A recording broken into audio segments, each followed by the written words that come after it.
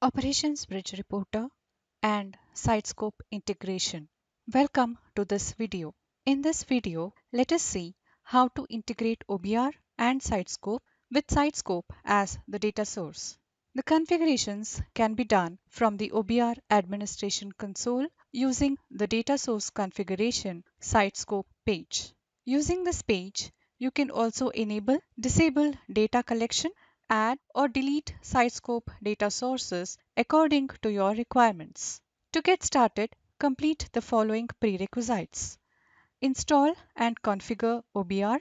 You can see the support metrics for a complete list of OBR and SiteScope supported versions. Identify the SiteScope host for data collection. During the post-install configuration in OBR Data Source Selection Wizard, make sure to select SiteScope as data source, metric channel as direct API.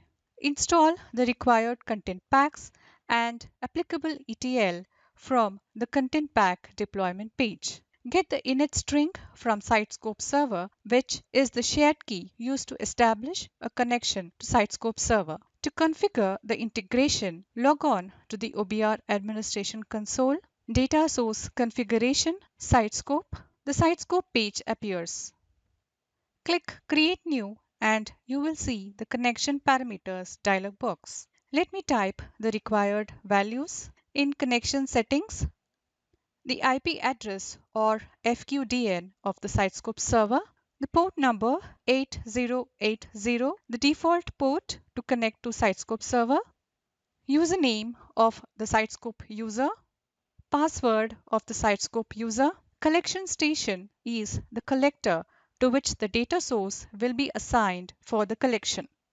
The general data integration settings create a generic data integration between the SiteScope server and the OBR server. Select the Create Integration checkbox. Integration name is the name of the integration. This is a unique name and cannot be changed once we save the configurations. The encoding type for communication between OBR and SiteScope is by default UTF-8. Init string is the shared key value used to establish a connection to SiteScope server.